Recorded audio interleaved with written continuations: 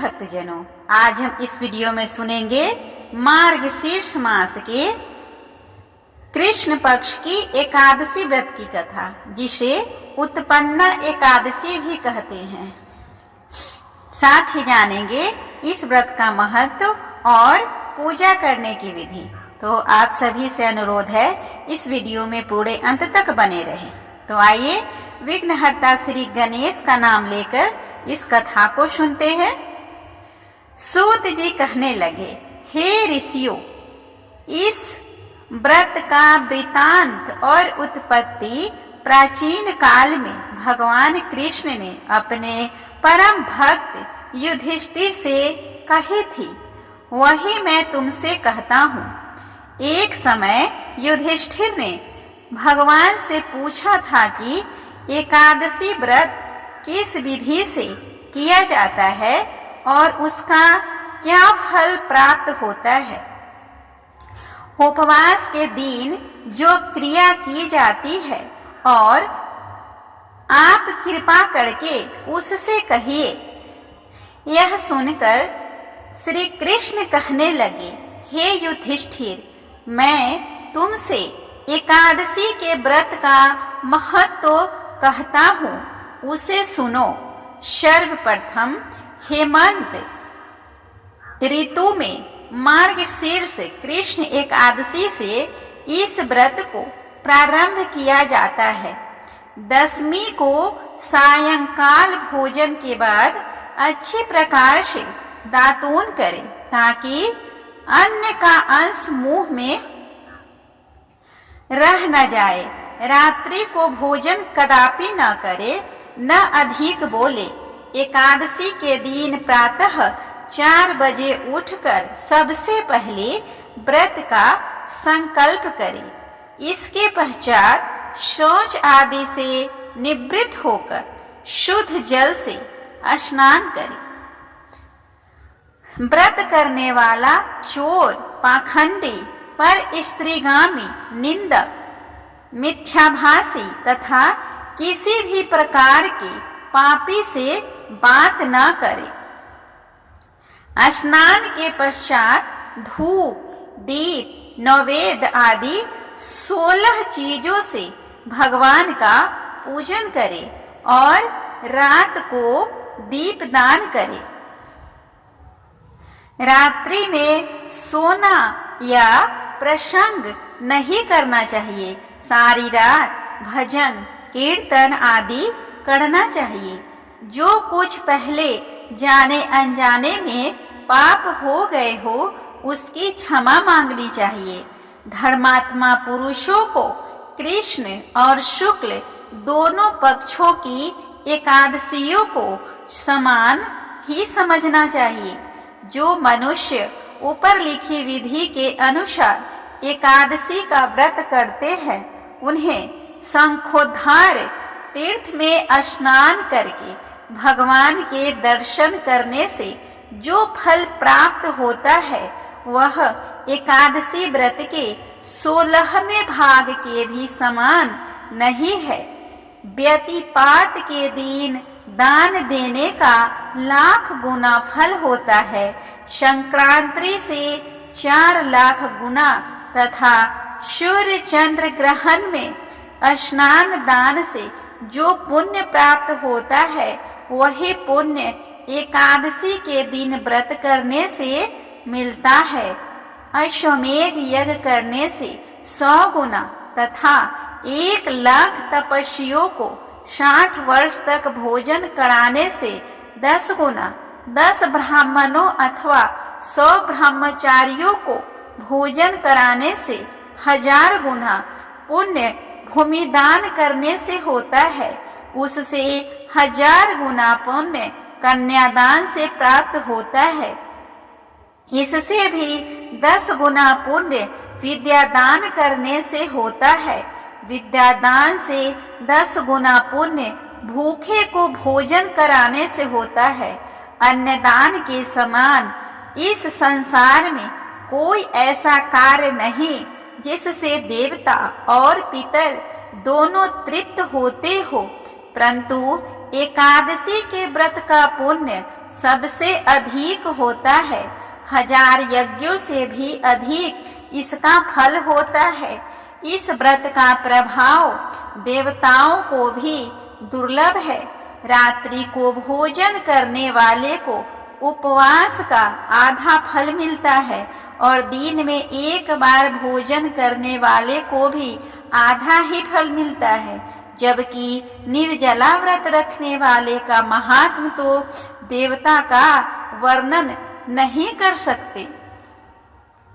युधिष्ठिर कहने लगे कि हे भगवान, आपने हजारों यज्ञ और लाख गौदान को भी एकादशी व्रत के बराबर नहीं बतलाया, सो यह तिथि सब तिथियों से उत्तम कैसे हुई, बतलाइए।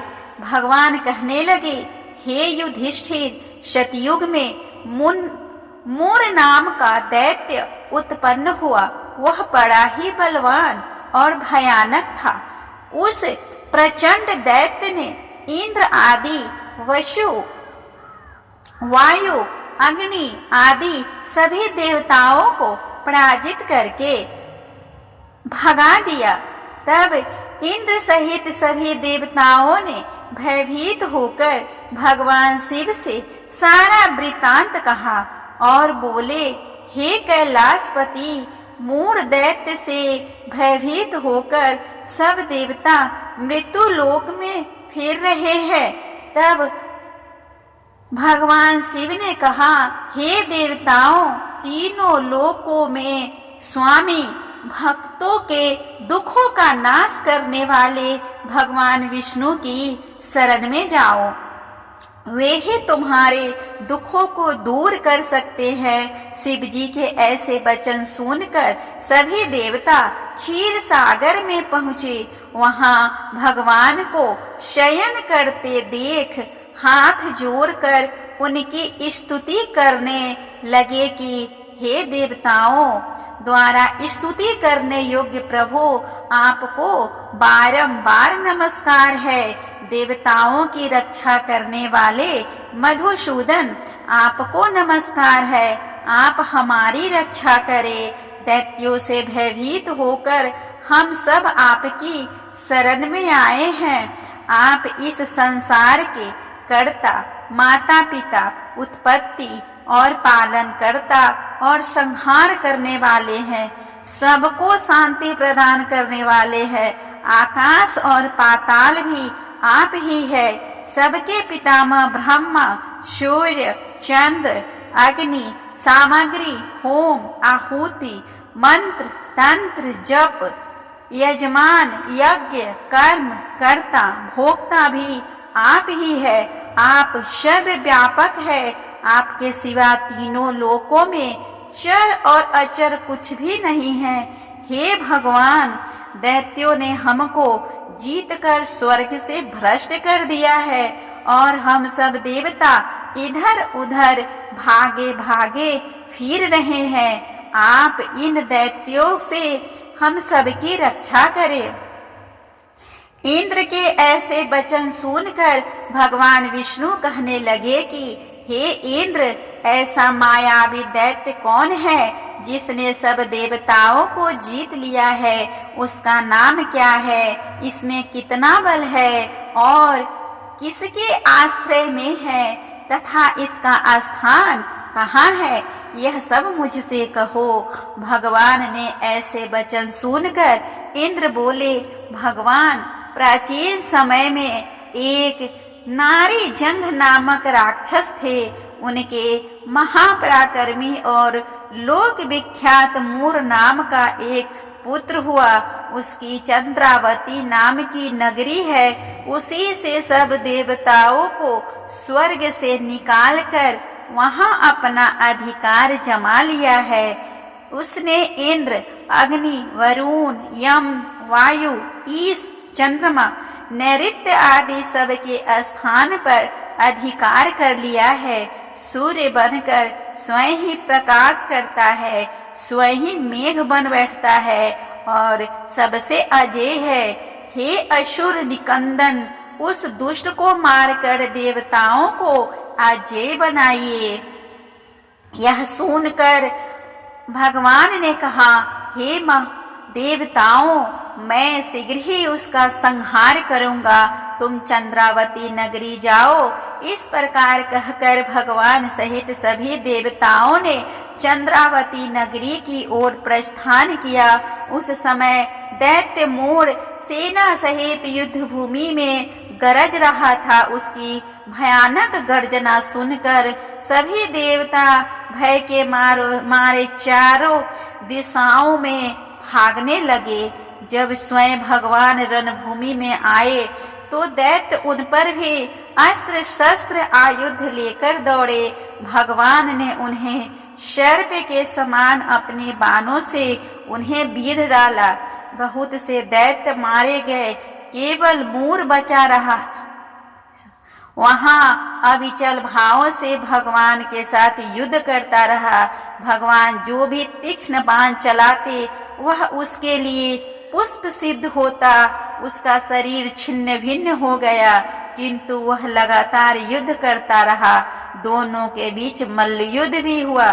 10,000 वर्ष तक उसका युद्ध चलता रहा, किंतु मूर नहीं हारा। थक कर भगवान बद्रिक आश्रम चले गए।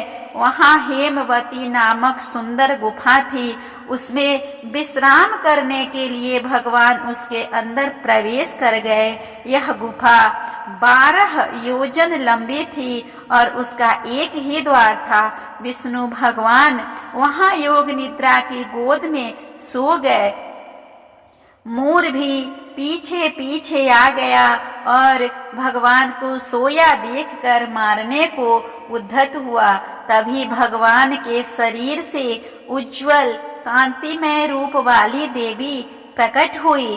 देवी ने राक्षस मूर को ललकारा, युद्ध किया और उसे तत्काल मौत के घाट उतार दिया। श्री हरि जब योग निद्रा की गोद से उठे तो वह बातों को जानकर उस देवी से कहा कि आपका जन्म एकादशी के दिन हुआ है, अतः आप उत्पन्ना एकादशी के नाम से पूजित होंगे। आपके भक्त वही होंगे जो मेरे भक्त होंगे। इस एकादशी का व्रत किस प्रकार करना चाहिए, इस विषय में भगवान ने कहा कि दशमी के दिन सिर्फ दिन के वक्त सात्विक आहार करना चाहिए और सायंकाल में दातुन करके पवित्र होना चाहिए। रात्रि के समय भोजन नहीं करना चाहिए और भगवान के स्वरूप का स्मरण करते हुए ही सोना चाहिए। सुबह स्नान करके संकल्प करना चाहिए और निर्जला व्रत करना चाहिए। दिन में भगवान विष्णु की पूजा करनी चाहिए। पूजा में धूप, दीप एवं नाना प्रकार के सामग्रियों से विष्णु को प्रसन्न करना चाहिए। कलुषित विचार को त्याग कर सात्विक भाव धारण करना चाहिए। रात्रि के समय श्री हरि के नाम से दीप दान करना चाहिए और आरती भजन गाते हुए जागरण करना चाहिए। भगवान कहते हैं, जो व्यक्ति इस प्रकार उत्पन्ना एकादशी का व्रत करता है उसे हजारों यज्ञों के बराबर पुण्य प्राप्त होता है। जो भिन्न भिन्न धर्म कर्म से पुण्य प्राप्त होता है उन सब से कई गुना अधिक पुण्य इस एकादशी का व्रत निष्ठा पूर्वक करने से प्राप्त होता है। इस तरह हमने सुना उत्पन्ना एकादशी व्रत की कथा। आप सभी को यह व्रत कथा कैसा लगा प्लीज कमेंट करके बताएं और अगर अच्छा लगे तो कमेंट बॉक्स में राधे राधे लिखना न भूलें।